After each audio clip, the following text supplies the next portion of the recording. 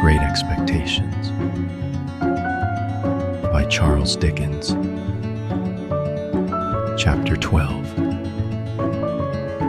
My mind grew very uneasy on the subject of the pale young gentleman. The more I thought of the fight and recalled the pale young gentleman on his back in various stages of puffy and encrimsoned countenance, the more certain it appeared that something would be done to me. I felt that the pale young gentleman's blood was on my head, and that the law would avenge it, without having any definite idea of the penalties I had incurred. It was clear to me that village boys could not go stalking about the country, ravaging the houses of gentlefolks and pitching into the studious youth of England, without laying themselves open to severe punishment. For some days, I even kept close at home and looked out at the kitchen door with the greatest caution and trepidation before going on an errand, lest the officers of the county jail should pounce upon me. The pale young gentleman's nose had stained my trousers, and I tried to wash out that evidence of my guilt in the dead of night. I had cut my knuckles against the pale young gentleman's teeth, and I twisted my imagination into 1,000 tangles, as I devised incredible ways of accounting for that damnatory circumstance when I should be haled before the judges.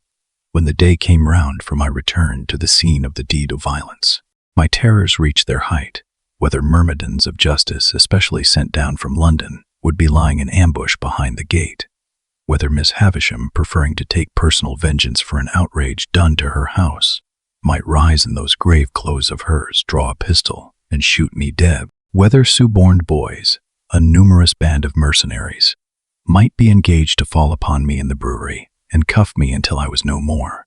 It was high testimony to my confidence in the spirit of the pale young gentleman that I never imagined him accessory to these retaliations. They always came into my mind as the acts of injudicious relatives of his, goaded on by the state of his visage and an indignant sympathy with the family features. However, go to Miss Havisham's I must, and go I did, and behold, nothing came of the late struggle. It was not alluded to in any way, and no pale young gentleman was to be discovered on the premises.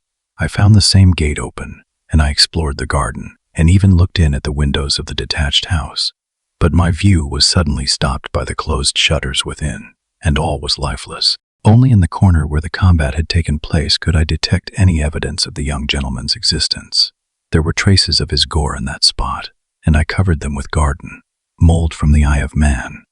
On the broad landing between Miss Havisham's own room and that other room in which the long table was laid out, I saw a guard chair, a light chair on wheels that you pushed from behind. It had been placed there since my last visit, and I entered, that same day, on a regular occupation of pushing Miss Havisham in this chair, when she was tired of walking with her hand upon my shoulder round her own room, and across the landing, and round the other room, over and over and over again. We would make these journeys, and sometimes they would last as long as 3 hours at a stretch. I insensibly fall into a general mention of these journeys as numerous, because it was at once settled that I should return every alternate day at noon for these purposes, and because I am now going to sum up a period of at least 8 or 10 months. As we began to be more used to one another, Miss Havisham talked more to me, and asked me such questions as what had I learnt and what was I going to be. I told her I was going to be apprentice to Joe, I believed, and I enlarged upon my knowing nothing and wanting to know everything, in the hope that she might offer some help towards that desirable end. But she did not. On the contrary, she seemed to prefer my being ignorant. Neither did she ever give me any money, or anything but my daily dinner, nor ever stipulate that I should be paid for my services. Estella was always about, and always let me in and out, but never told me I might kiss her again.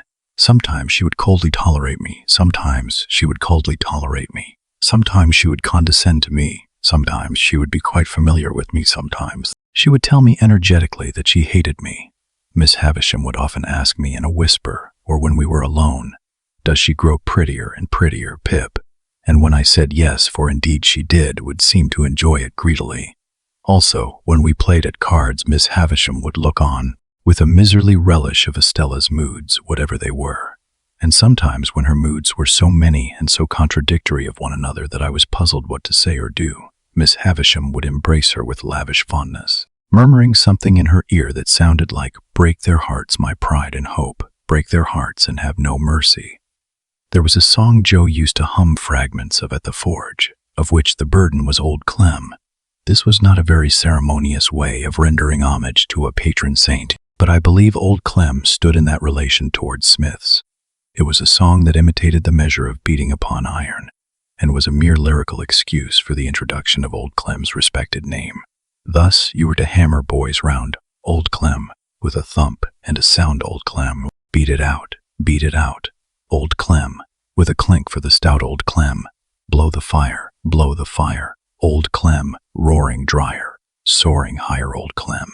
One day soon after the appearance of the chair, Miss Havisham suddenly sang to me, with the impatient movement of her fingers, "There, sing." I was surprised into crooning this ditty as I pushed her over the floor. It happened so to catch her fancy that she took it up in a low, brooding voice as if she were singing in her sleep. After that, it became customary with us to have it as we moved about, and Estella would often join in, though the whole strain was so subdued, even when there were 3 of us, that it made less noise in the grim old house than the lightest breath of wind. What could I become with these surroundings? How could my character fail to be influenced by them? Is it to be wondered at if my thoughts were dazed, as my eyes were when I came out into the natural light from the misty yellow rooms? Perhaps I might have told Joe about the pale young gentleman, if I had not previously been betrayed into those enormous inventions to which I had confessed. Under the circumstances, I felt that Joe could hardly fail to discern in the pale young gentleman an appropriate passenger to be put into the black velvet coach. Therefore, I said nothing of him. Besides that shrinking from having Miss Havisham and Estella discussed, which had come upon me in the beginning, grew much more potent as time went on. I reposed complete confidence in no one but Biddy, but I told poor Biddy everything, why it came natural to me to do so, and why Biddy had a deep concern in everything I told her. I did not know then, though I think I know now.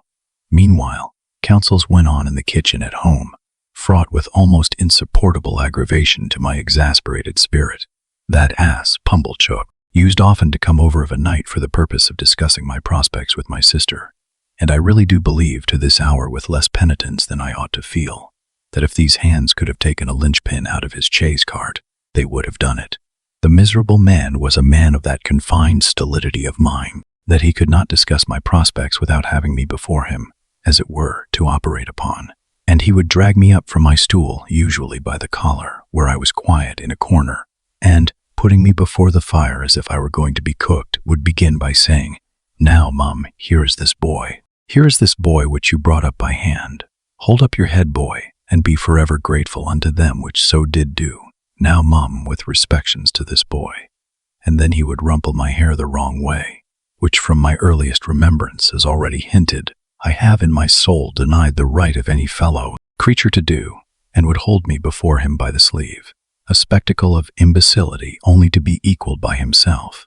Then he and my sister would pair off in such nonsensical speculations about Miss Havisham, and about what she would do with me and for me, that I used to want, quite painfully, to burst into spiteful tears, fly at Pumblechook, and pummel him all over.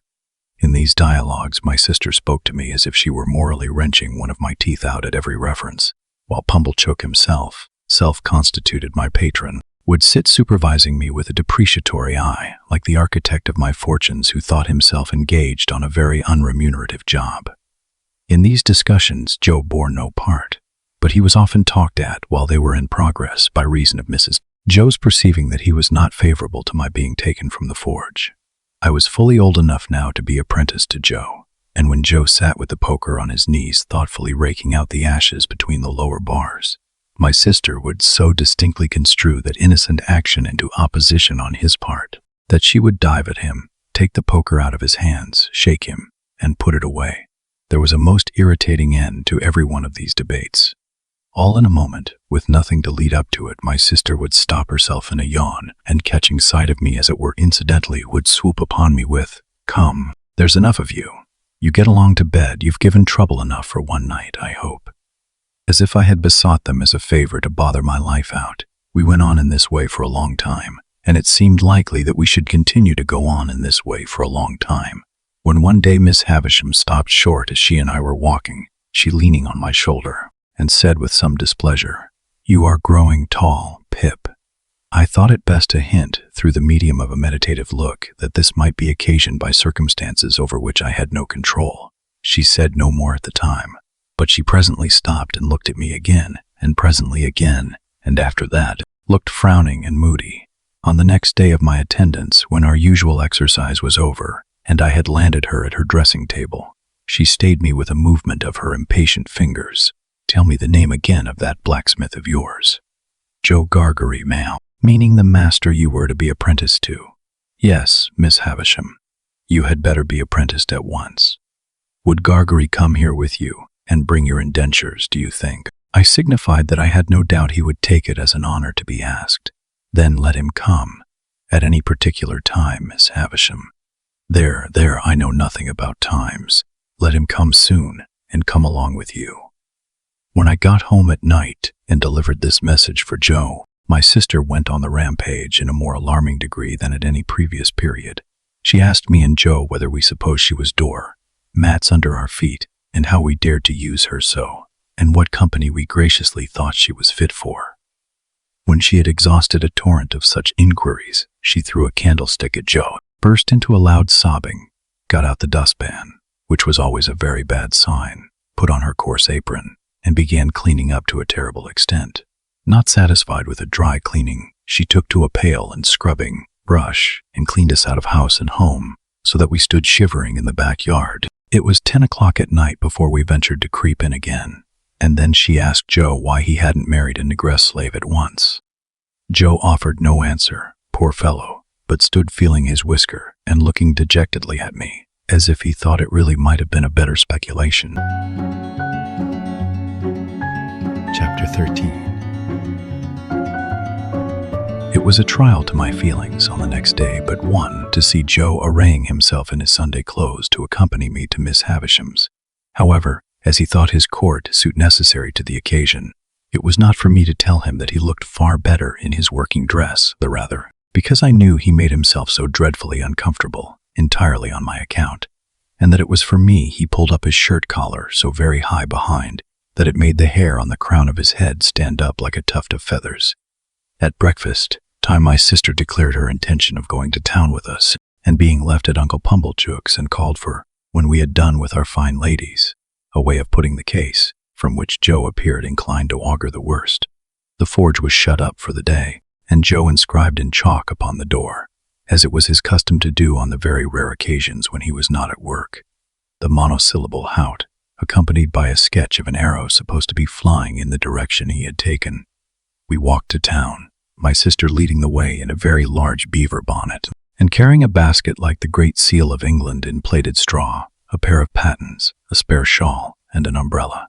Though it was a fine bright day, I am not quite clear whether these articles were carried penitentially or ostentatiously, but I rather think they were displayed as articles of property, much as Cleopatra or any other sovereign lady on the rampage might exhibit her wealth in a pageant or procession.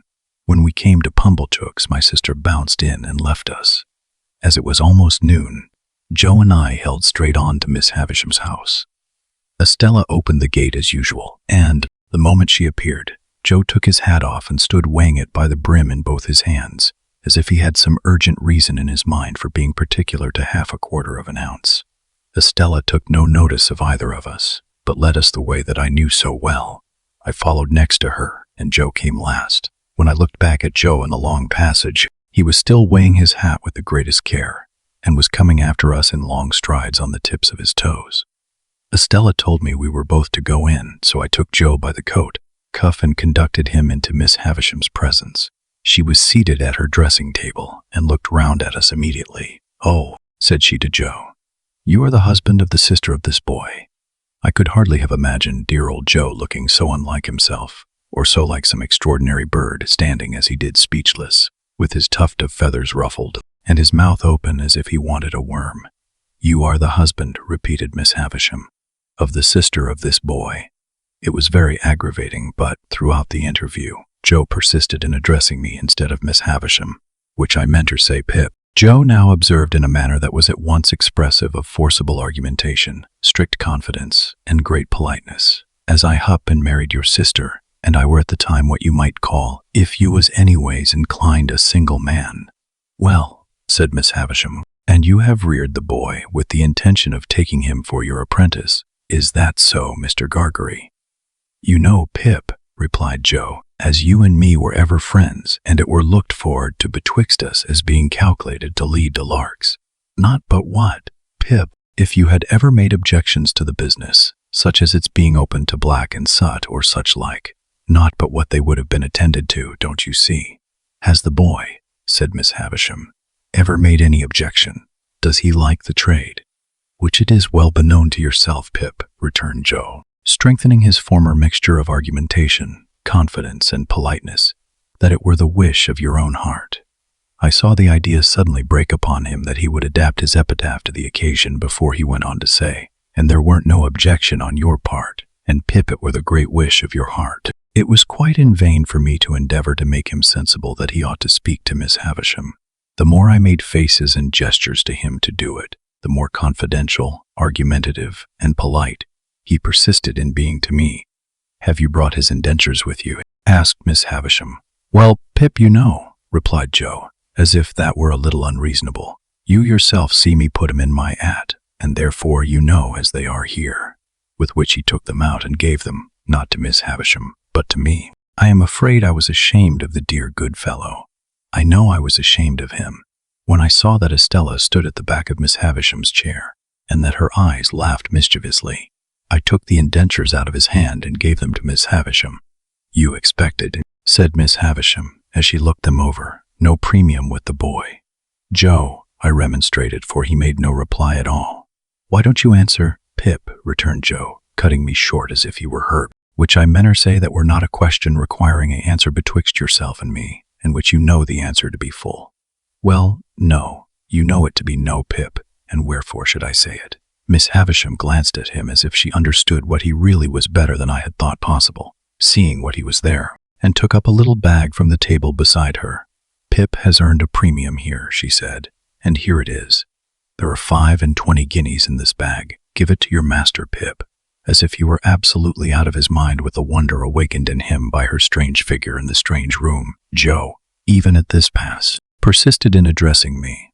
This is wery liberal on your part, Pip, said Joe, and it is as such received in grateful welcome, though never looked for, far nor near, nor nowers. And now, old chap, said Joe, conveying to me a sensation, first of burning and then of freezing, for I felt as if that familiar expression were applied to Miss Havisham. And now, old chap, may we do our duty. May you and me do our duty, both on us, by one and another, and by them which your liberal present have conwayed to be for the satisfaction of mind of them as never. Here Joe showed that he felt he had fallen into frightful difficulties, until he triumphantly rescued himself with the words, and from myself far be it. These words had such a round and convincing sound for him that he said them twice. Good-bye, Pip, said Miss Havisham. Let them out, Estella. Am I to come again, Miss Havisham? I asked. No, Gargery is your master now. Gargery, one word. Thus calling him back as I went out of the door, I heard her say to Joe in a distinct, emphatic voice, The boy has been a good boy here, and that is his reward, of course, as an honest man. You will expect no other and no more. How Joe got out of the room, I have never been able to determine, but I know that when he did get out he was steadily proceeding upstairs instead of coming down, and was deaf to all remonstrances until I went after him and laid hold of him. In another minute we were outside the gate, and it was locked, and Estella was gone. When we stood in the daylight alone again, Joe backed up against a wall and said to me, Astonishing.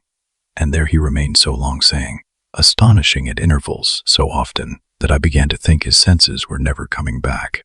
At length he prolonged his remark into Pip, I do assure you this is as done, ishing, and so by degrees became conversational and able to walk away. I have reason to think that Joe's intellects were brightened by the encounter they had passed through, and that on our way to Pumblechook's he invented a subtle and deep design.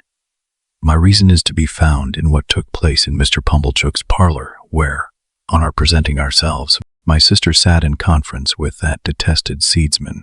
Well, cried my sister, addressing us both at once, and what's happened to you? I wonder you condescend to come back to such poor society as this. I am sure I do, Miss Havisham, said Joe, with a fixed look at me, like an effort of remembrance made it wery particular that we should give her. Were it compliments or respects, Pip? Compliments, I said, which that were my own belief, answered Joe. Her compliments to Mrs. J. Gargery. Much good they'll do me, observed my sister, but rather gratified too. And wishing, pursued Joe, with another fixed look at me, like another effort of remembrance, that the state of Miss Havisham's health were sich as would have allowed, were it Pip, of her having the pleasure, I added, of ladies' company, said Joe, and drew a long breath. Well, cried my sister with a mollified glance at Mr. Pumblechook, she might have had the politeness to send that message at first, but it's better late than never. And what did she give young Ranipole here? She give him, said Joe, nothing. Mrs. Joe was going to break out, but Joe went on. What she give, said Joe, she give to his friends. And by his friends were her explanation, I mean into the hands of his sister Mrs. J. Gargery. Them were her words, Mrs. J. Gargery. She mayn't have knowed, added Joe, with an appearance of reflection, whether it were Joe or Jorge. My sister looked at Pumblechook, who smoothed the elbows of his wooden armchair, and nodded at her and at the fire, as if he had known all about it beforehand. And how much have you got? Asked my sister, laughing, positively laughing. What would present company say to £10? Demanded Joe. They'd say, returned my sister curtly, pretty well. Not too much, but pretty well. It's more than that, then, said Joe. That fearful impostor Pumblechook immediately nodded and said, as he rubbed the arms of his chair, it's more than that, Mum. Why, you don't mean to say, began my sister. Yes, I do, Mum, said Pumblechook. But wait a bit. Go on, Joseph. Good in you. Go on. What would present company say, proceeded Joe, to £20? Handsome would be the word, returned my sister. Well then, said Joe, it's more than £20. That abject hypocrite Pumblechook nodded again and said, with a patronizing laugh, it's more than that, Mum. Good again, follow her up, Joseph. Then to make an end of it, said Joe delightedly, handing the bag to my sister, it's £5 and £20. It's £5 and £20, Mum, echoed that basest of swindlers, Pumblechook, rising to shake hands with her. And it's no more than your merits, as I said when my opinion was asked, and I wish you joy of the money. If the villain had stopped here, his case would have been sufficiently awful, but he blackened his guilt by proceeding to take me into custody, with a right of patronage that left all his former criminality far behind.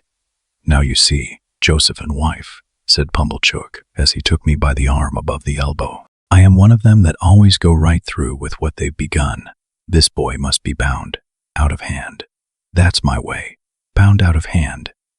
Goodness knows, Uncle Pumblechook, said my sister, grasping the money, we're deeply beholden to you.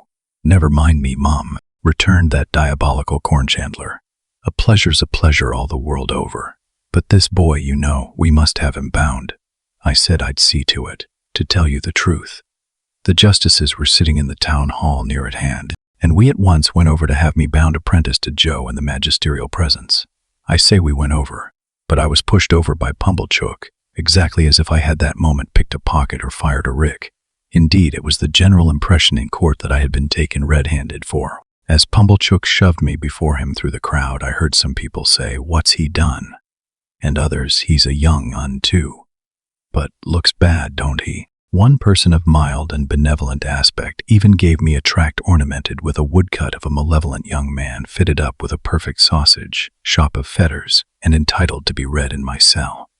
The hall was a queer place, I thought, with higher pews in it than a church, and with people hanging over the pews looking on, and with mighty justices, one with a powdered head, leaning back in chairs with folded arms, or taking snuff, or going to sleep, or writing, or reading the newspapers, and with some shining black portraits on the walls, which my unartistic eye regarded as a composition of hard bake and sticking plaster.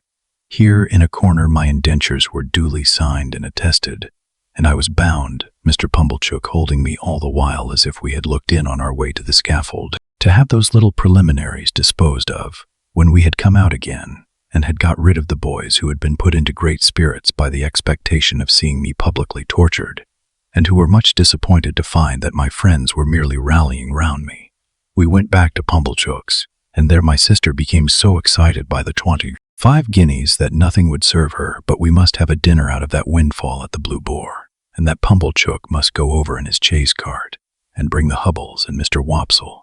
It was agreed to be done, and a most melancholy day I passed, for, It inscrutably appeared to stand to reason, in the minds of the whole company, that I was an excrescence on the entertainment. And to make it worse, they all asked me from time to time, in short, whenever they had nothing else to do, why I didn't enjoy myself. And what could I possibly do then but say I was enjoying myself when I wasn't? However, they were grown up and had their own way, and they made the most of it. That swindling Pumblechook, exalted into the beneficent contriver of the whole occasion, actually took the top of the table, and when he addressed them on the subject of my being bound, and had fiendishly congratulated them on my being liable to imprisonment if I played at cards, drank strong liquors, kept late hours or bad company, or indulged in other vagaries which the form of my indentures appeared to contemplate as next to inevitable, he placed me standing on a chair beside him to illustrate his remarks. My only other remembrances of the great festival are that they wouldn't let me go to sleep, but whenever they saw me dropping off, woke me up and told me to enjoy myself. That rather late in the evening Mr. Wopsle gave us Collins's Ode, and threw his blood-stained sword and thunder down, with such effect that a waiter came in and said, the commercials underneath sent up their compliments, and it wasn't the Tumbler's Arms. That they were all in excellent spirits on the road home, and sang O Lady Fair, Mr. Wopsle taking the bass, and asserting with a tremendously strong voice, in reply to the inquisitive boor who leads that piece of music in a most impertinent manner, by wanting to know all about everybody's private affairs, that he was the man with his white locks flowing, and that he was upon the whole the weakest pilgrim going. Finally, I remember that when I got into my little bedroom, I was truly wretched, and had a strong conviction on me that I should never like Joe's trade. I had liked it once, but once was not now. Chapter 14. It is a most miserable thing to feel ashamed of home. There may be black ingratitude in the thing, and the punishment may be retributive and well-deserved, but that it is a miserable thing, I can testify. Home had never been a very pleasant place to me because of my sister's temper. But Joe had sanctified it, and I had believed in it. I had believed in the best parlor as a most elegant saloon. I had believed in the front door as a mysterious portal of the temple of state whose solemn opening was attended with the sacrifice of roast fowls. I had believed in the kitchen as a chaste though not magnificent apartment. I had believed in the forge as the glowing road to manhood and independence. Within a single year, all this was changed. Now it was all coarse and common, and I would not have had Miss Havisham and Estella see it on any account. How much of my ungracious condition of mind may have been my own fault. How much Miss Havisham's, how much my sister's, is now of no moment to me or to anyone. The change was made in me. The thing was done, well or ill done, excusably or inexcusably. It was done once. It had seemed to me that when I should at last roll up my shirt sleeves and go into the forge, Joe's prentice, I should be distinguished and happy. Now the reality was in my hold.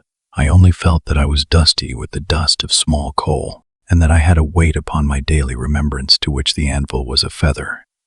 There have been occasions in my later life, I suppose as in most lives, when I have felt for a time as if a thick curtain had fallen on all its interest and romance, to shut me out from anything save dull endurance any more. Never has that curtain dropped so heavy and blank as when my way in life lay stretched out straight before me through the newly entered road of apprenticeship to Joe. I remember that at a later period of my time, I used to stand about the churchyard on Sunday evenings when night was falling, comparing my own perspective with the windy marsh view, and making out some likeness between them by thinking how flat and low both were, and how on both there came an unknown way and a dark mist, and then the sea. I was quite as dejected on the first working day of my apprenticeship as in that after time, but I am glad to know that I never breathed a murmur to Joe while my indentures lasted. It is about the only thing I am glad to know of myself in that connection.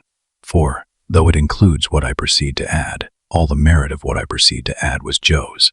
It was not because I was faithful, but because Joe was faithful, that I never ran away and went for a soldier or a sailor. It was not because I had a strong sense of the virtue of industry, but because Joe had a strong sense of the virtue of industry, that I worked with tolerable zeal against the grain. It is not possible to know how far the influence of any amiable, honest-hearted doing man flies out into the world, but it is very possible to know how it has touched oneself in going by. And I know right well that any good that intermixed itself with my apprenticeship came of plain contented Joe, and not of restlessly aspiring discontented me. What I wanted, who can say? How can I say when I never knew? What I dreaded was that in some unlucky hour, I, being at my grimmiest and commonest, should lift up my eyes and see Estella looking in at one of the wooden windows of the forge. I was haunted by the fear that she would, sooner or later, find me out, with a black face and hands, doing the coarsest part of my work, and would exult over me and despise me, often after dark, when I was pulling the bellows for Joe, and we were singing Old Clem, and when the thought how we used to sing it at Miss Havisham's would seem to show me Estella's face in the fire, with her pretty hair fluttering in the wind and her eyes scorning me. Often at such a time I would look towards those panels of black night in the wall which the wooden windows then were, and would fancy that I saw her just drawing her face away, and would believe that she had come at last. After that, when we went in to supper, the place and the meal would have a more homely look than ever, and I would feel more ashamed of home than ever in my own ungracious breast. Chapter 15. As I was getting too big for Mr. Wopsel's great aunt's room, my education under that preposterous female terminated. Not, however, until Biddy had imparted to me everything she knew, from the little catalogue of prices to a comic song she had once bought for a halfpenny, although the only coherent part of the latter piece of literature were the opening lines. When I went to Lunnon town, sirs, two roll loo roll, two roll loo roll, wasn't I done very brown, sirs? Two roll loo roll, two roll loo roll. Still, in my desire to be wiser, I got this composition by heart with the utmost gravity, nor do I recollect that I questioned its merit, except that I thought, as I still do, the amount of two rolls somewhat in excess of the poetry. In my hunger for information, I made proposals to Mr. Wopsle to bestow some intellectual crumbs upon me, with which he kindly complied. As it turned out, however, that he only wanted me for a dramatic lay figure, to be contradicted and embraced and wept over and bullied and clutched and stabbed and knocked about in a variety of ways. I soon declined that course of instruction, though not until Mr. Wopsle in his poetic fury had severely mauled me. Whatever I acquired, I tried to impart to Joe. This statement sounds so well that I cannot in my conscience let it pass unexplained. I wanted to make Joe less ignorant and common, that he might be worthier of my society and less open to Estella's reproach. The old battery out on the marshes was our place of study, and a broken slate and a short piece of slate pencil were our educational implements, to which Joe always added a pipe of tobacco. I never knew Joe to remember anything from one Sunday to another, or to acquire, under my tuition, any piece of information whatever. Yet he would smoke his pipe at the battery with a far more sagacious air than anywhere else, even with a learned air, as if he considered himself to be advancing immensely. Dear fellow, I hope he did. It was pleasant and quiet, out there with the sails on the river passing beyond the earthwork, and sometimes when the tide was low, looking as if they belonged to sunken ships that were still sailing on at the bottom of the water. Whenever I watched the vessels standing out to sea with their white sails spread, I somehow thought of Miss Havisham and Estella, and whenever the light struck aslant, afar off upon a cloud or sail or green hillside or water line, it was just the same. Miss Havisham and Estella and the strange house and the strange life appeared to have something to do with everything that was picturesque.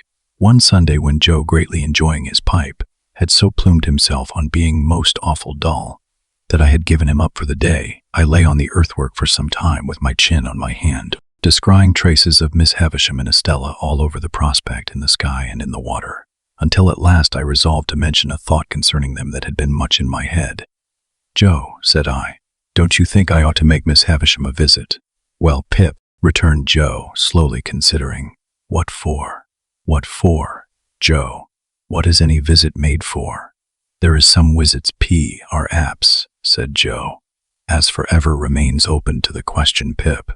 But in regard to visiting Miss Havisham, she might think you wanted something, expected something of her. Don't you think I might say that I did not, Joe?"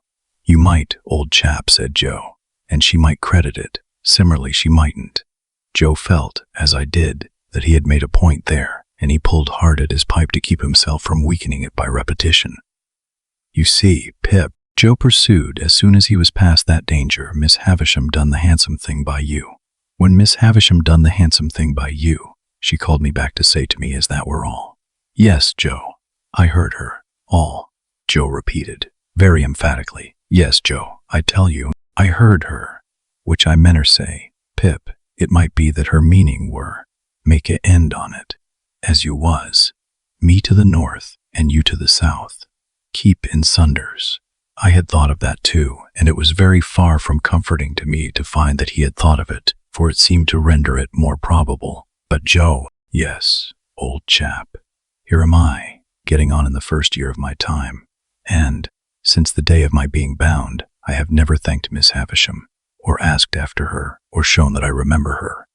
That's true, Pip, and unless you was to turn her out a set of shoes all 4 round, and which I meant her say as even a set of shoes all 4 round might not be acceptable as a present in a total wacancy of hoofs. I don't mean that sort of remembrance, Joe, I don't mean a present. But Joe had got the idea of a present in his head and must harp upon it. Or even, said he, if you was helped to knocking her up a new chain for the front door, or say a gross or 2 of shark-headed screws for general use, or some light fancy article, such as a toasting fork when she took her muffins, or a gridiron when she took a sprat or such like. I don't mean any present at all, Joe, I interposed.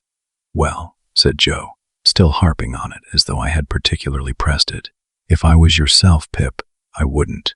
No, I would not. For what's a door chain when she's got one always up, and shark headers is open to misrepresentations, and if it was a toasting fork, you'd go into brass and do yourself no credit. And the uncommonest workman can't show himself uncommon in a gridiron, for a gridiron is a gridiron, said Joe, steadfastly impressing it upon me, as if he were endeavoring to rouse me from a fixed delusion. And you may haim at what you like, but a gridiron it will come out, either by your leave or again your leave, and you can't help yourself. My dear Joe, I cried in desperation, taking hold of his coat. Don't go on in that way. I never thought of making Miss Havisham any present. No, Pip, Joe assented, as if he had been contending for that all along. And what I say to you is, you are right, Pip. Yes, Joe, but what I wanted to say was that as we are rather slack just now, if you would give me a half-holiday tomorrow, I think I would go uptown and make a call on Mrs. Havisham. Which her name, said Joe gravely, ain't a Stavisham, Pip, unless she have been rechristened. I know, Joe, I know. It was a slip of mine. What do you think of it, Joe? In brief, Joe thought that if I thought well of it, he thought well of it, but he was particular in stipulating that if I were not received with cordiality, or if I were not encouraged to repeat my visit as a visit which had no ulterior object but was simply one of gratitude for a favor received, then this experimental trip should have no successor. By these conditions I promised to abide. Now, Joe kept a journeyman at weekly wages whose name was Orlick. He pretended that his Christian name was Dolge, a clear impossibility, but he was a fellow of that obstinate disposition that I believe him to have been the prey of no delusion in this particular, but willfully to have imposed that name upon the village as an affront to its understanding. He was a broad-shouldered, loose-limbed, swarthy fellow of great strength, never in a hurry, and always slouching. He never even seemed to come to his work on purpose, but would slouch in as if by mere accident, and when he went to the Jolly Bargeman to eat his dinner or went away at night, he would slouch out, like Cain or the Wandering Jew, as if he had no idea where he was going and no intention of ever coming back. He lodged at a sluice, keepers out on the marshes, and on working days would come slouching from his hermitage with his hands in his pockets and his dinner loosely tied in a bundle round his neck and dangling on his back. On Sundays he mostly lay all day on the sluice gates or stood against ricks and barns. He always slouched, locomotively, with his eyes on the ground, and, when accosted or otherwise required to raise them, he looked up in a half-resentful, half-puzzled way, as though the only thought he ever had was that it was rather an odd and injurious fact that he should never be thinking. This morose journeyman had no liking for me when I was very small and timid. He gave me to understand that the devil lived in a black corner of the forge, and that he knew the fiend very well, also that it was necessary to make up the fire, once in 7 years with a live boy, and that I might consider myself fuel. When I became Joe's apprentice, Orlick was perhaps confirmed in some suspicion that I should displace him. Howbeit, he liked me still less. Not that he ever said anything, or did anything, openly importing hostility, I only noticed that he always beat his sparks in my direction, and that whenever I sang Old Clem, he came in out of time. Dolge Orlick was at work and present. Next day, when I reminded Joe of my half-holiday, he said nothing at the moment, for he and Joe had just got a piece of hot iron between them, and I was at the bellows. But by and by he said, leaning on his hammer, "Now, master, sure you're not going to favor only one of us. If young Pip has a half-holiday, do as much for old Orlick." I suppose he was about 25, but he usually spoke of himself as an ancient person. "Why, what'll you do with a half-holiday if you get it?" said Joe. "What'll I do with it? What'll he do with it?" "I'll do as much with it as him," said Orlick. "As to Pip, he's going uptown," said Joe. "Well then, as to old Orlick, he's going uptown," retorted that worthy. "Two can go uptown. 'Tain't only one what can go uptown." "Don't lose your temper," said Joe. "Shall if I like," growled Orlick. "Summon their uptowning now, master. Come, no favoring in this shop. Be a man." The master refusing to entertain the subject until the journeyman was in a better temper, Orlick plunged at the furnace, drew out a red-hot bar, made at me with it as if he were going to run it through my body, whisked it round my head, laid it on the anvil, hammered it out, as if it were I thought, and the sparks were my spurting blood, and finally said, when he had hammered himself hot and the iron cold, and he again leaned on his hammer, "Now, master, are you all right now?" demanded Joe. "Ah, I am all right," said gruff old Orlick.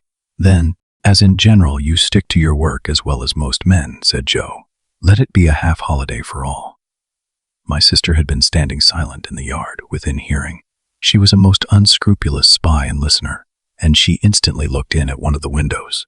"Like you fool," said she to Joe, "giving holidays to great idle hulkers like that. You are a rich man, upon my life, to waste wages in that way. I wish I was his master." "You'd be everybody's master if you durst," retorted Orlick with an ill-favored grin.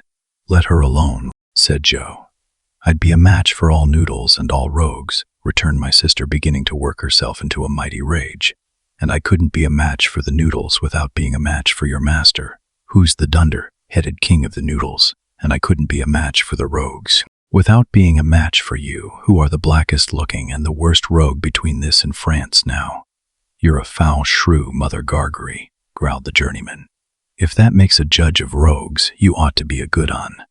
"Let her alone, will you?" said Joe. "What did you say?" cried my sister, beginning to scream. "What did you say? What did that fellow Orlick say to me, Pip?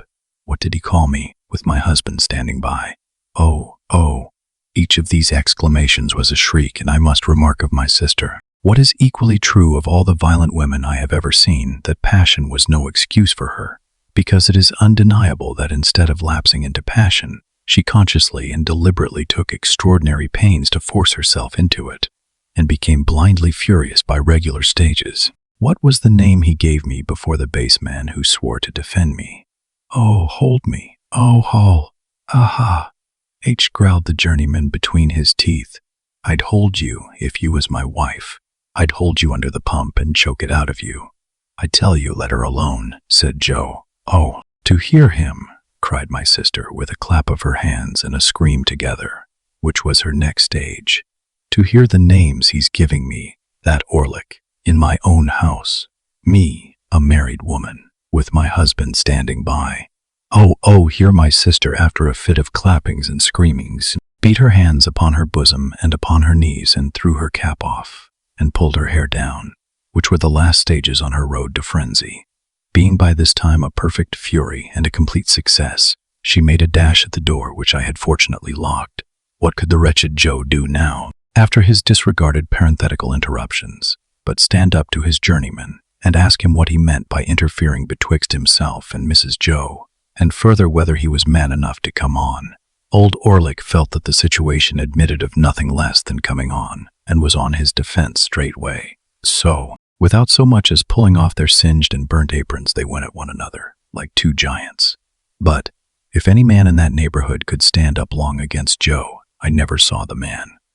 Orlick, as if he had been of no more account than the pale young gentleman, was very soon among the coal dust, and in no hurry to come out of it. Then Joe unlocked the door and picked up my sister, who had dropped insensible at the window, but who had seen the fight first, I think. and who was carried into the house and laid down, and who was recommended to revive, and would do nothing but struggle and clench her hands in Joe's hair. Then came that singular calm and silence which succeed all uproars, and then with the vague sensation which I have always connected with such a lull, namely that it was Sunday, and somebody was dead. I went upstairs to dress myself. When I came down again, I found Joe and Orlick sweeping up, without any other traces of discomposure than a slit in one of Orlick's nostrils, which was neither expressive nor ornamental. A pot of beer had appeared from the Jolly Bargemen, and they were sharing it by turns in a peaceable manner. The lull had a sedative and philosophical influence on Joe, who followed me out into the road to say, as a parting observation that might do me good, "On the rampage, Pip, and off the rampage, Pip, such is life." With what absurd emotions, for we think the feelings that are very serious in a man quite comical in a boy. I found myself again going to Miss Havisham's. Matters little here, nor how I passed and repassed the gate many times before I could make up my mind to ring, nor how I debated whether I should go away without ringing, nor how I should undoubtedly have gone if my time had been my own to come back. Miss Sarah Pocket came to the gate. "No, Estella." "How then, you here again?" said Miss Pocket. "What do you want?" When I said that I only came to see how Miss Havisham was, Sarah evidently deliberated whether or no she should send me about my business, but unwilling to hazard the responsibility, she let me in, and presently brought the sharp message that I was to come up. Everything was unchanged, and Miss Havisham was alone. "Well," said she, fixing her eyes upon me, "I hope you want nothing. You'll get nothing." "No, indeed, Miss Havisham. I only wanted you to know that I am doing very well in my apprenticeship, and am always much obliged to you." There, with the old restless fingers. "Come now and then, come on your birthday. Hey," she cried suddenly, turning herself in her chair towards me. "You are looking round for Estella, hey?" I had been looking round, in fact, for Estella, and I stammered that I hoped she was well. "Abroad," said Miss Havisham, educating for a lady, far out of reach, prettier than ever, admired by all who see her. "Do you feel that you have lost her?" There was such a malignant enjoyment in her utterance of the last words, and she broke into such a disagreeable laugh that I was at a loss what to say. She spared me the trouble of considering, by dismissing me, when the gate was closed upon me by Sarah of the walnut shell countenance. I felt more than ever dissatisfied with my home, and with my trade, and with everything, and that was all I took by that motion. As I was loitering along the High Street, looking in disconsolately at the shop windows, and thinking what I would buy if I were a gentleman, who should come out of the bookshop but Mr. Wopsle. Mr. Wopsle had in his hand the affecting tragedy of George Barnwell, in which he had that moment invested sixpence, with the view of heaping every word of it on the head of Pumblechook, with whom he was going to drink tea. No sooner did he see me than he appeared to consider that a special providence had put apprentice in his way to be read at, and he laid hold of me, and insisted on my accompanying him to the Pumblechookian parlor, as I knew it would be miserable at home, and as the nights were dark, and the way was dreary, and almost any companionship on the road was better than none. I made no great resistance consequently. We turned into Pumblechook's just as the street and the shops were lighting up. As I never assisted at any other representation of George Barnwell, I don't know how long it may usually take, but I know very well that it took until 9:30 that night, and that when Mr. Wopsle got into Newgate, I thought he never would go to the scaffold. He became so much slower than at any former period of his disgraceful career. I thought it a little too much that he should complain of being cut short in his flower after all, as if he had not been running to seed, leaf after leaf, ever since his course began. This, however, was a mere question of length and wearisomeness. What stung me was the identification of the whole affair with my unoffending self. When Barnwell began to go wrong, I declare that I felt positively apologetic. Pumblechook's indignant stare so taxed me with it. Wopsle, too, took pains to present me in the worst light. At once ferocious and maudlin, I was made to murder my uncle with no extenuating circumstances whatever. Millwood put me down in argument.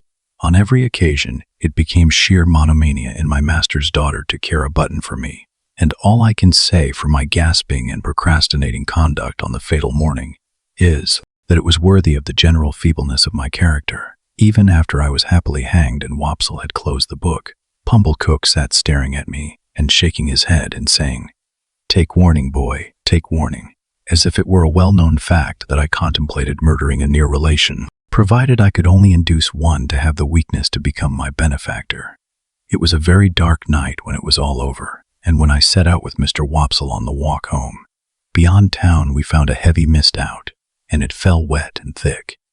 The turnpike lamp was a blur, quite out of the lamp's usual place apparently, and its rays looked solid substance on the fog. We were noticing this and saying how that the mist rose with a change of wind from a certain quarter of our marshes, when we came upon a man slouching under the lee of the turnpike house. "Hulloa," we said, stopping. "Orlick there." "Ah," he answered, slouching out. I was standing by a minute on the chance of company. "You are late," I remarked. Orlick not unnaturally answered, "Well, and you're late." "We have been," said Mr. Wopsle, exalted with his late performance. "We have been indulging, Mr. Orlick, in an intellectual evening."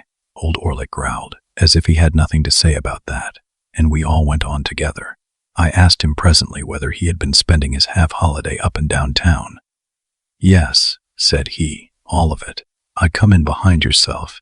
I didn't see you, but I must have been pretty close behind you. By the by, the guns is going again." "At the hulks," said I. "There's some of the birds flown from the cages. The guns have been going since dark about. You'll hear one presently." In effect, we had not walked many yards further, when the well-remembered boom came towards us, deadened by the mist, and heavily rolled away along the low grounds by the river, as if it were pursuing and threatening the fugitives. "A good night for cutting off in," said Orlick. "We'd be puzzled how to bring down a jailbird on the wing, tonight." The subject was a suggestive one to me, and I thought about it in silence.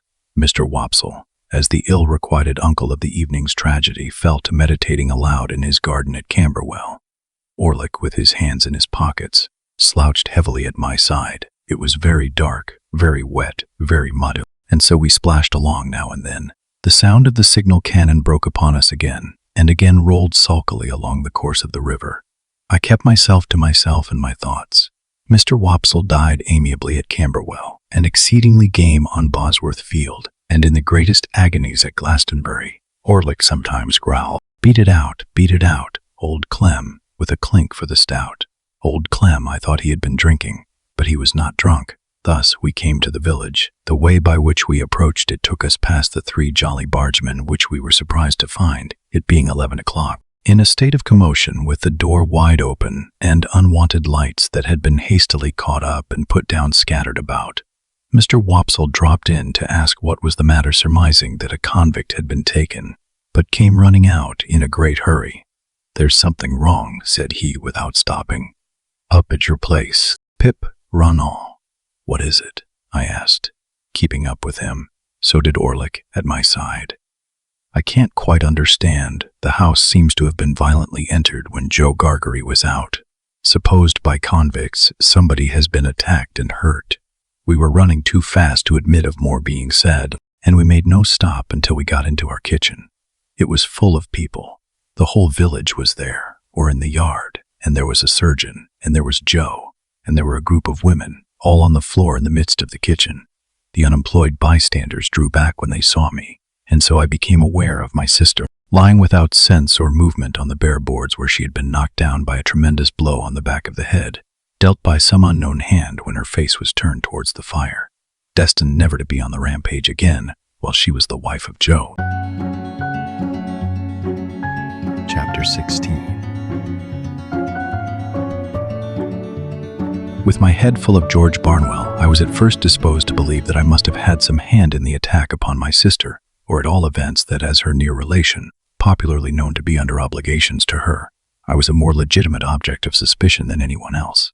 But when, in the clearer light of next morning, I began to reconsider the matter and to hear it discussed around me on all sides, I took another view of the case, which was more reasonable. Joe had been at the 3 Jolly Bargemen, smoking his pipe from 8:15 o'clock to 10:15. While he was there, my sister had been seen standing at the kitchen door, and had exchanged good night with a farm laborer going home. The man could not be more particular as to the time at which he saw her. He got into dense confusion when he tried to be, than that it must have been before 9. When Joe went home at 5 minutes before 10, he found her struck down on the floor, and promptly called in assistance. The fire had not then burnt unusually low, nor was the snuff of the candle very long. The candle, however, had been blown out. Nothing had been taken away from any part of the house, neither beyond the blowing out of the candle, which stood on a table between the door and my sister, and was behind her when she stood facing the fire and was struck. Was there any disarrangement of the kitchen, excepting such as she herself had made in falling and bleeding? But there was one remarkable piece of evidence on the spot. She had been struck with something blunt and heavy on the head and spine after the blows were dealt. Something heavy had been thrown down at her with considerable violence as she lay on her face, and on the ground beside her when Joe picked her up was a convict's leg iron which had been filed asunder. Now, Joe, examining this iron with a smith's eye, declared it to have been filed asunder some time ago. The hue and cry going off to the hulks, and people coming thence to examine the iron. Joe's opinion was corroborated. They did not undertake to say when it had left the prison ships to which it undoubtedly had once belonged, but they claimed to know for certain that that particular manacle had not been worn by either of the two convicts who had escaped last night. Further, one of those two was already retaken and had not freed himself of his iron. Knowing what I knew, I set up an inference of my own here. I believed the iron to be my convict's iron, the iron I had seen and heard him filing at on the marshes, but my mind did not accuse him of having put it to its latest use, for I believed one of two other persons to have become possessed of it and to have turned it to this cruel account, either Orlick or the strange man who had shown me the file.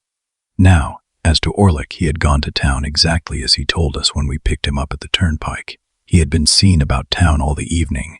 He had been in divers companies in several public houses, and he had come back with myself and Mr. Wopsle. There was nothing against him, save the quarrel, and my sister had quarreled with him, and with everybody else about her 10,000 times. As to the strange man, if he had come back for his 2 bank notes, there could have been no dispute about them, because my sister was fully prepared to restore them. Besides, there had been no altercation. The assailant had come in so silently and suddenly that she had been felled before she could look round. It was horrible to think that I had provided the weapon, however undesignedly, but I could hardly think otherwise. I suffered unspeakable trouble while I considered and reconsidered whether I should at last dissolve that spell of my childhood and tell Joe all the story. For months afterwards, I every day settled the question finally in the negative, and reopened and re-argued it next morning. The contention came, after all, to this. The secret was such an old one now, had so grown into me and become a part of myself, that I could not tear it away. In addition to the dread that, having led up to so much mischief, it would be now more likely than ever to alienate Joe from me if he believed it, I had a further restraining dread that he would not believe it, but would assort it with the fabulous dogs and veal cutlets as a monstrous invention. However, I temporized with myself, of course, for was I not wavering between right and wrong when the thing is always done, and resolved to make a full disclosure if I should see any such new occasion as a new chance of helping in the discovery of the assailant. The constables and the Bow Street men from London, for this happened in the days of the extinct red waistcoated police, were about the house for a week or two, and did pretty much what I have heard and read of like authorities doing in other such cases. They took up several obviously wrong people, and they ran their heads very hard against wrong ideas, and persisted in trying to fit the circumstances to the ideas, instead of trying to extract ideas from the circumstances. Also, they stood about the door of the Jolly Bargeman, with knowing and reserved looks that filled the whole neighborhood with admiration, and they had a mysterious manner of taking their drink that was almost as good as taking the culprit. But not quite, for they never did it. Long after these constitutional powers had dispersed, my sister lay very ill in bed. Her sight was disturbed so that she saw objects multiplied and grasped at visionary teacups and wine glasses instead of the realities. Her hearing was greatly impaired, her memory also, and her speech was unintelligible. When, at last, she came round so far as to be helped downstairs, it was still necessary to keep my slate always by her, that she might indicate in writing what she could not indicate in speech. As she was very bad handwriting apart, a more than indifferent speller, and as Joe was a more than indifferent reader, extraordinary complications arose between them which I was always called in to solve. The administration of mutton instead of medicine, the substitution of tea for Joe, and the baker for bacon were among the mildest of my own mistakes. However, her temper was greatly improved, and she was patient. A tremulous uncertainty of the action of all her limbs soon became a part of her regular state, and afterwards, at intervals of 2 or 3 months, she would often put her hands to her head, and would then remain for about a week at a time in some gloomy aberration of mind. We were at a loss to find a suitable attendant for her, until a circumstance happened conveniently to relieve us. Mr. Wopsle's great aunt conquered a confirmed habit of living into which she had fallen, and Biddy became a part of our establishment. It may have been about a month after my sister's reappearance in the kitchen, when Biddy came to us with a small speckled box containing the whole of her worldly effects, and became a blessing to the household.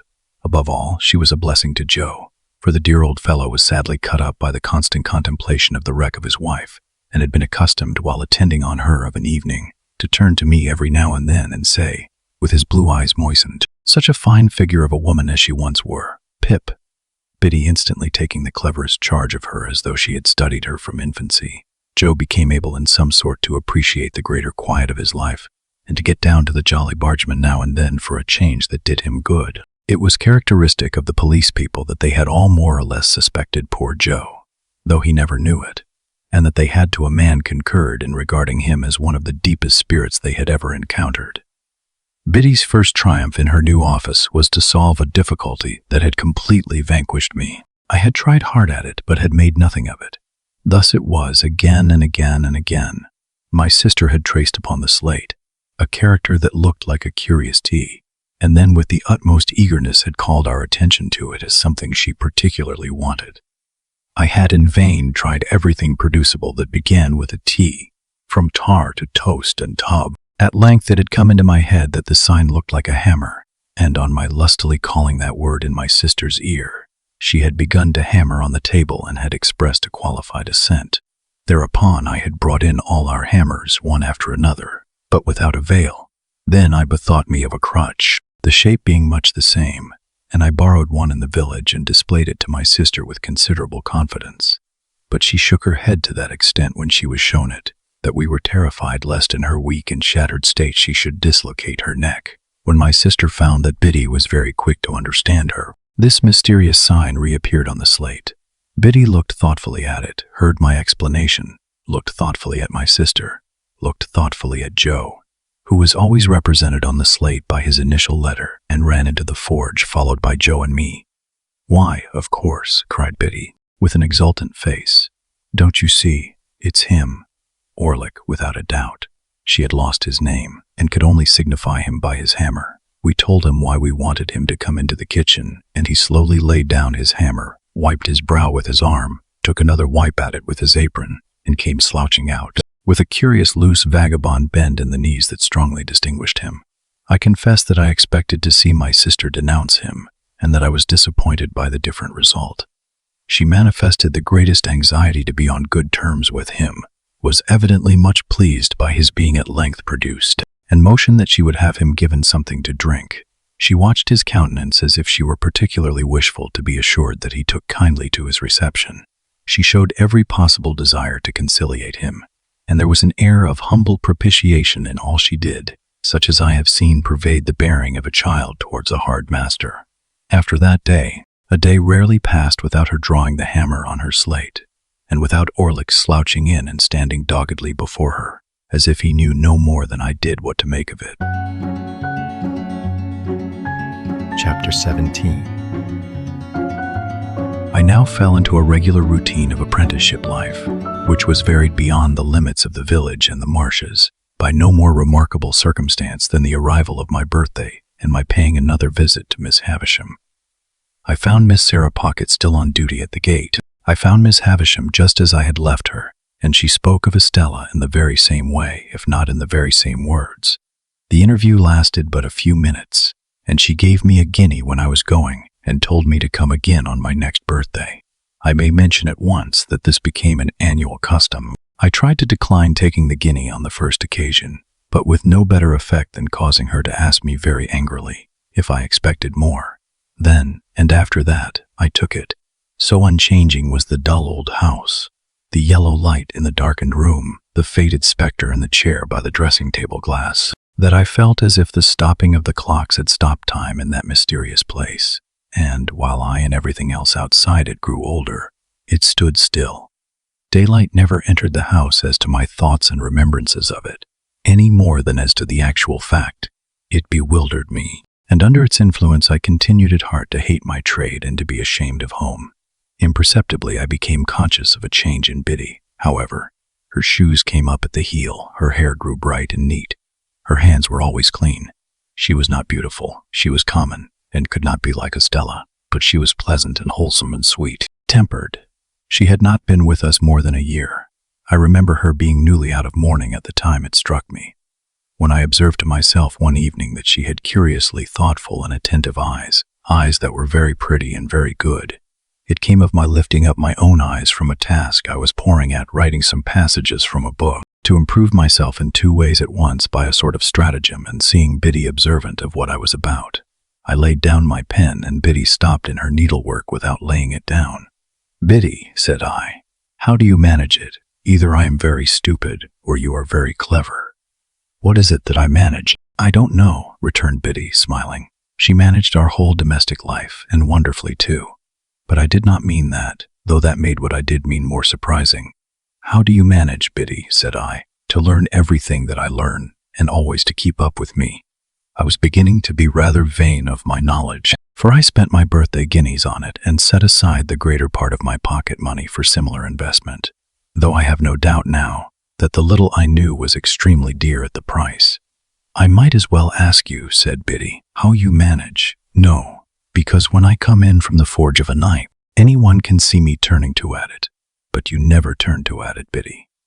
"I suppose I must catch it like a cough," said Biddy quietly, and went on with her sewing, pursuing my idea as I leaned back in my wooden chair and looked at Biddy sewing away with her head on one side. I began to think her rather an extraordinary girl, for I called to mind now that she was equally accomplished in the terms of our trade and the names of our different sorts of work and our various tools.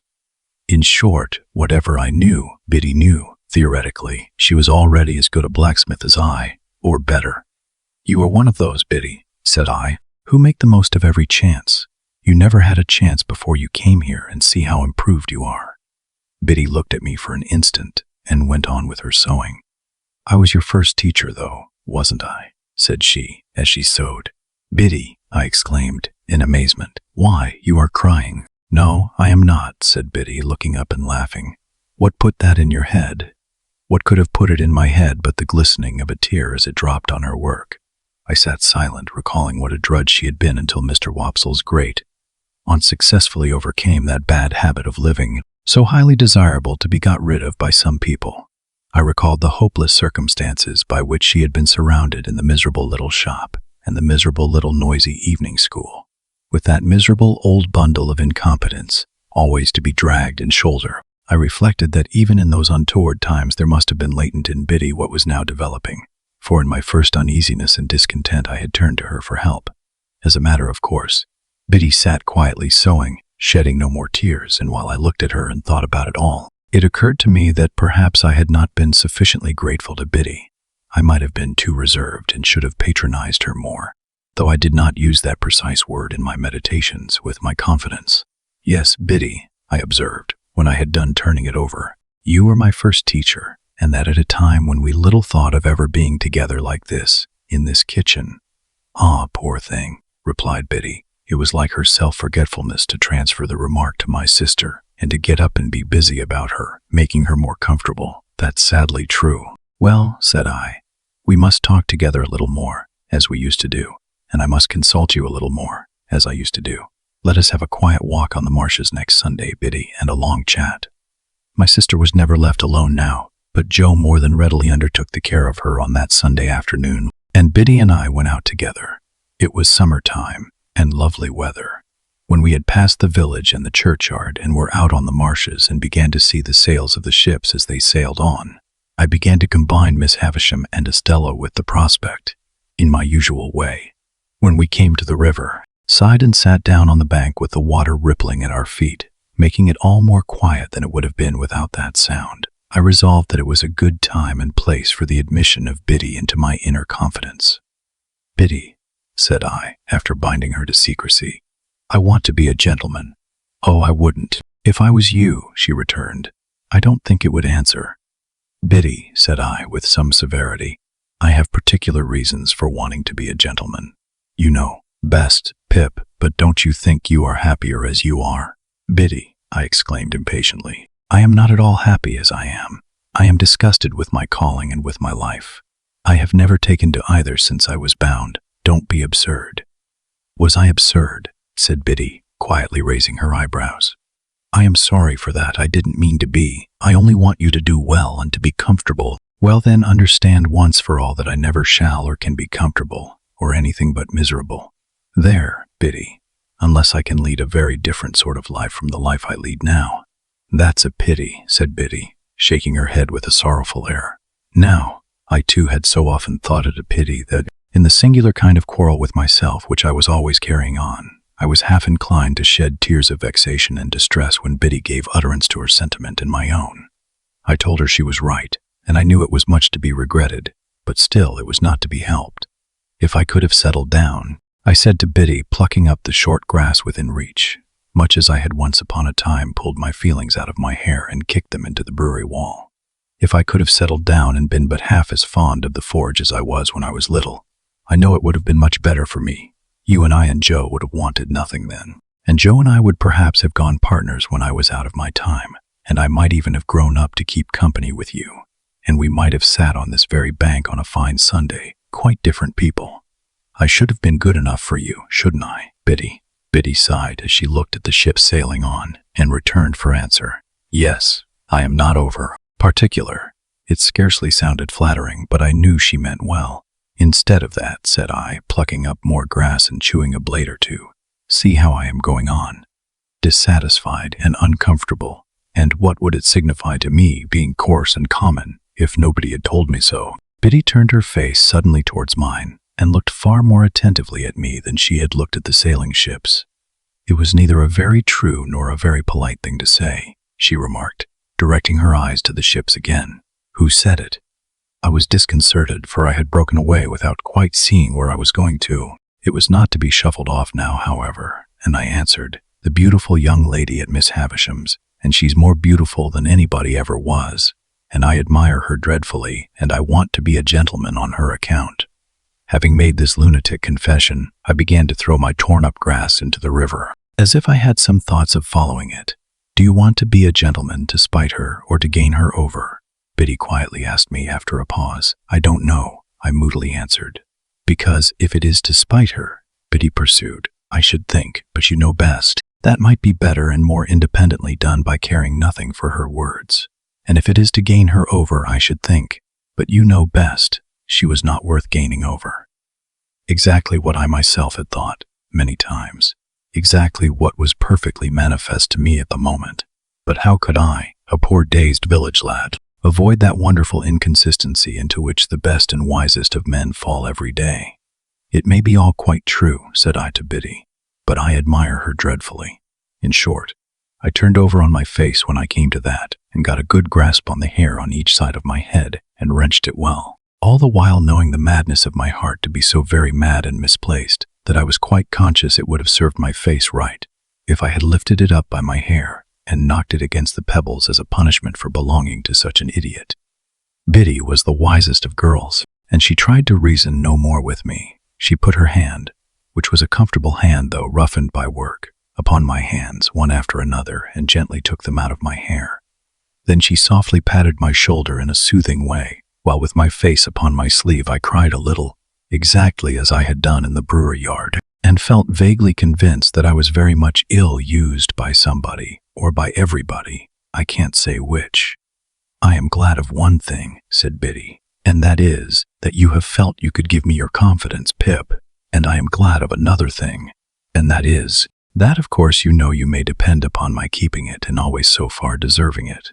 If your first teacher, dear, such a poor one, and so much in need of being taught herself, had been your teacher at the present time, she thinks she knows what lesson she would set, but it would be a hard one to learn, and you have got beyond her, and it's of no use now.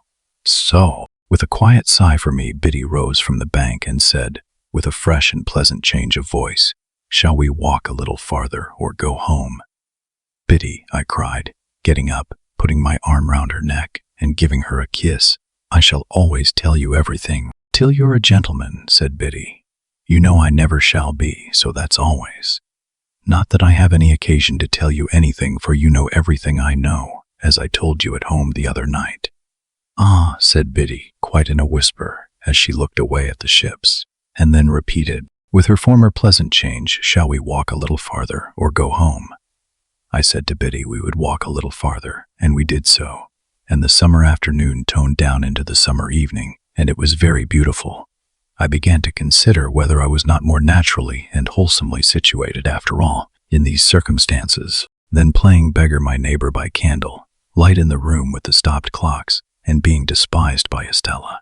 I thought it would be very good for me if I could get her out of my head, with all the rest of those remembrances and fancies, and could go to work determined to relish what I had to do, and stick to it, and make the best of it. I asked myself the question whether I did not surely know that if Estella were beside me at that moment instead of Biddy, she would make me miserable.